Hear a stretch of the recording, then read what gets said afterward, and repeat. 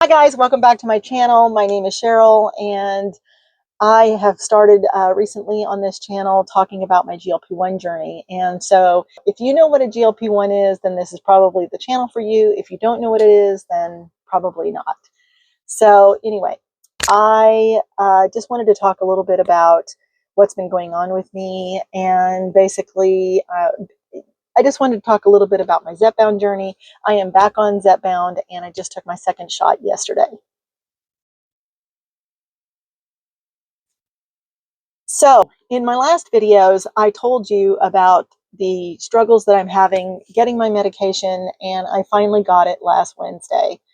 It took a lot of hoops that I had to jump through for meds by mail, which is through Champ VA, and that's my insurance. And anyway, with a lot of back and forth with the insurance company and everything, I finally got my medication. I started it last Wednesday, a week ago. So today is Thursday. I've been on it for 8 days now. And so I started on 5 milligram. In hindsight, I probably should have started on 2.5 because, you know, I have not been on a GLP-1 medication for a while. And I've always been somebody who reacts to medication very well. And so I was afraid there would be side effects and stuff. And although after my second shot yesterday, I feel fine. So now I'm not so worried.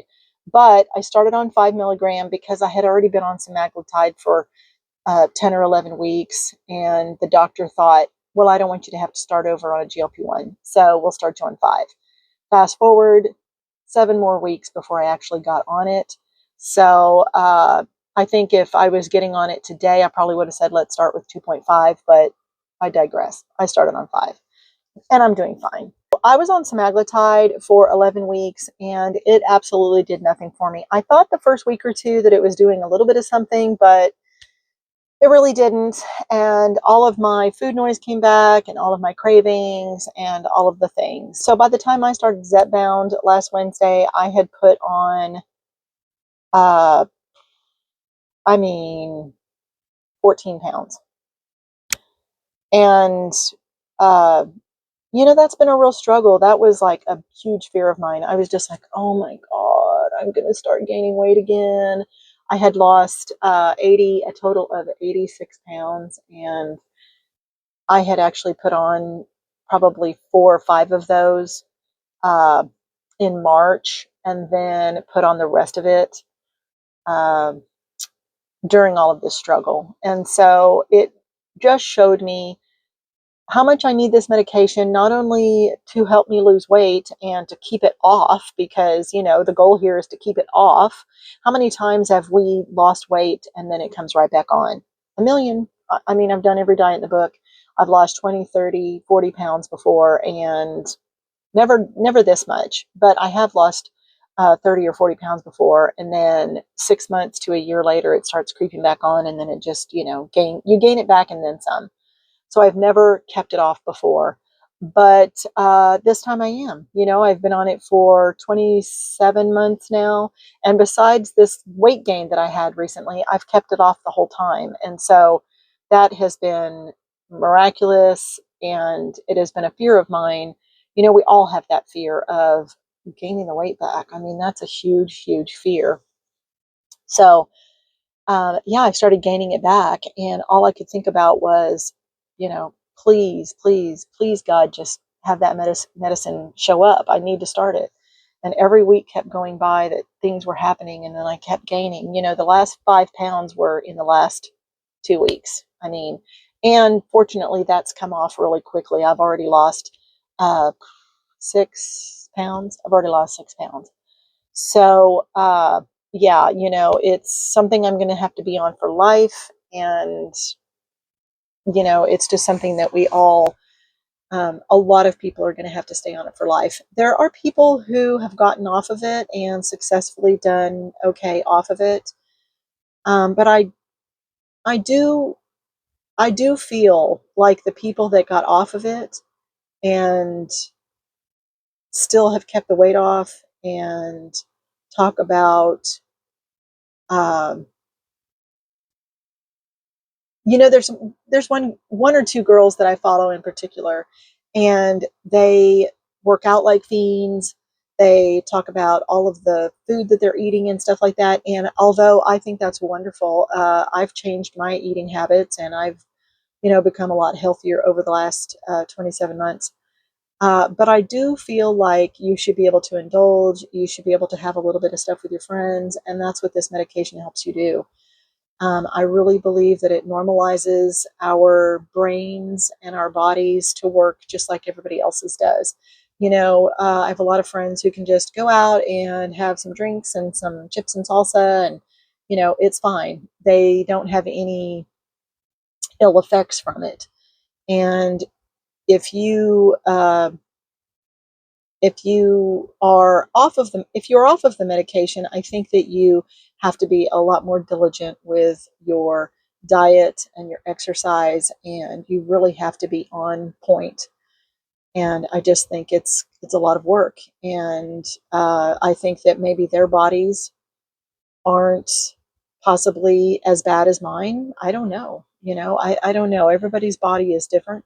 I do know that the time off of the medication really helped me to reflect and realize that this medication is just like taking cholesterol medicine or just taking thyroid medicine. I have Hashimoto's and I take thyroid medicine for life. So I really believe that this medication is exactly like any one of those medications where you're taking it for life. I was pre-diabetic, and so it's keeping my numbers down. And in fact, I had my lab work done, and I have a doctor's appointment. I had to change it, so now it is a little less than 2 weeks away. But I'm going to go to my endocrinologist, and we're going to look at my entire thyroid panel and just see how things are. So I'm hoping that everything's good. So anyway, my diet has changed a lot since I got back on the medication last Wednesday. Before that, the food noise was abundant in my head. Cravings were all there. I was eating crap. I was eating a bunch of things that I hadn't been able to eat in 26 months, because that was for the last, 6 weeks. I was eating a bunch of crap, and I know better. I know better than to eat like that, but it was almost like I had given myself a pass because I knew I was going to get back on the medication. And so I was like, well, I guess if I gain some weight, then I'll be able to take it back off. And I'm not using that as a crutch. It just was a fact. I was going to be able to take it back off. And so I enjoyed some gatherings, and I enjoyed some food that I don't normally enjoy without the ramifications of, eating fried foods on a GLP-1 medication can be really hard on your stomach. And so I just don't do it. And so, yeah, I had pizza a couple of times, and I was eating, chips and cookies with my husband and things like that that I don't normally eat at all. In fact, I don't even normally crave them. And so I was like, why am I craving so many sweets? And I guess it's because, you don't have the medication helping you. And so all of that just comes flooding back. I just don't know. It's pretty scary. It's pretty scary if you think about it. This medication has come along at a great time.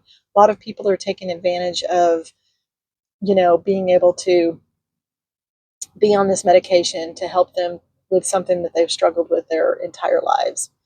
So I feel blessed to be one of them, and I feel blessed to be on it. So my 87-year-old mother would be a perfect candidate, although she really doesn't eat very much. So I was scared to even think about suggesting it because she doesn't have much of an appetite anyway. And you have to eat on this medication. You can't just not eat. You need to eat, probably at least between 12 and 1,500 calories a day, depending on your exercise level and, if you're sedentary or whatever the case may be. So some of the things that I have really been eating and focusing on for the last week, 8 days, is protein. I eat a lot of protein, 130 grams of protein a day, whether that's in the form of chicken or tuna or eggs or protein powder, protein shakes. I just really try to ramp that up and get in as much as I can, because you don't want to lose your muscle mass along the way. And if you're not eating enough protein, that can really affect your muscles. So make sure that you're eating lots of protein and drinking at least probably 80 ounces of water a day. I usually drink anywhere from 80 to 120. If I'm working out a lot, then I will drink more. And sometimes I feel like I'm peeing every 15 or 20 minutes, because you really get a lot of water in there. But I also use electrolytes with it. And that helps it go to the cellular level and really get down into your body where your body needs it. So that's why you need to use electrolytes. Another thing that I've been doing is I have been working out a lot. I have a pool, an above ground pool, and I do lots of exercises in there. I get lots of cardio, lots of swimming. I really have ramped that up. And so I am working out anywhere from probably 45 minutes to an hour. And a lot of that is cardio. And I've been doing some strength exercises in the pool as well with noodles and using the side of my pool and my steps and walking up and down my steps without holding on to the railings. I mean, I've never even been able to do that before. So that's exciting. I'm super excited to be able to do that. I just started that. And I've got a bad back and two knee surgeries on one leg. And so I, have not ever been able to do that without holding on to the rails, especially when you get out of the pool, because, you weigh 30% less when you're in the pool. And then when you come out of the pool, your weight is right back there trying to get out of the pool. It's always a struggle. Even for skinny people, it's a little bit more, you can feel that it's a little bit more of a struggle. So anyway, I did that quite a bit yesterday with no hands, and I was proud of myself. So that's a great NFB. There's my first week on Zepbound, and like I said, I'm down about 6 pounds, and I couldn't be happier with that. And hopefully I will do an update for you every week or two, and we'll see how things are going. And if you have any questions, just, drop them in the comments, and I'll be glad to answer anything for you. And you can also follow me over on TikTok, where I am Cheryl's Jab Journey. That is my GLP-1 account. And then my main account is Cheryl Carroll Says, just like the name here on YouTube. I would really like to be a source for you, for anybody that's just starting out, or if you have any questions at all about a GLP-1. I've had a little bit of a compound GLP-1 journey as well, so I know a little bit about that. I know that it can be very daunting and scary when you're starting a GLP-1 or when you're thinking about starting a GLP-1. You don't know if you're going to have an allergic reaction to it. And you wonder, will it work on me?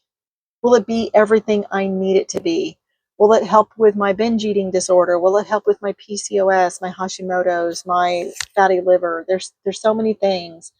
And, make sure that you're taking your blood work before you start, and make sure that you're talking with a doctor or dealing with a doctor who is 100% on board with you and helping you along the way. If you have a doctor that is hesitant at all, you need to find a different doctor. Maybe not a different general practitioner, you just need to find another doctor to do this side of your health. Your GLP-1 can be done with an endocrinologist, a internist, an OB-GYN, a cardiologist. I mean, there's so many doctors that you can deal with now that prescribe this medication.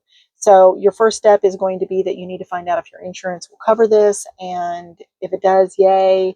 And if it doesn't, there's lots of things that you can do to get on it through compounded versions and things like that. I have read that there are a lot of doctors now that are turning to a GLP-1 as a first line of care. So instead of automatically saying, move more, eat less, move more, eat less, they are now understanding that that particular thought theory just doesn't work for everybody. And they know that now that there's a whole huge part of the population that is requiring a GLP-1 medication to get them the results that they need. These doctors are really understanding that these medications are a game changer for so many people. So if you're on the fence and you're a little scared, don't. Just do it. Just talk to your doctor, talk to your insurance, get the medication, and jab that in your belly. That's what I always say. Get in my belly. Oh my gosh, that cracks me up. That always cracks me up. I don't know why. Isn't that from Austin Powers or something? Get in my belly. I have to look that up. Anyway, I think it's hilarious. So anyway, I really hope that this has helped you in some way along your journey. And if you're interested, keep on watching. I should have more videos down the road. So anyway, all right, guys. Well, if you know anything about me, you know my mantra. Have a great day. Love your fabulous self, and I'll see you in the next one.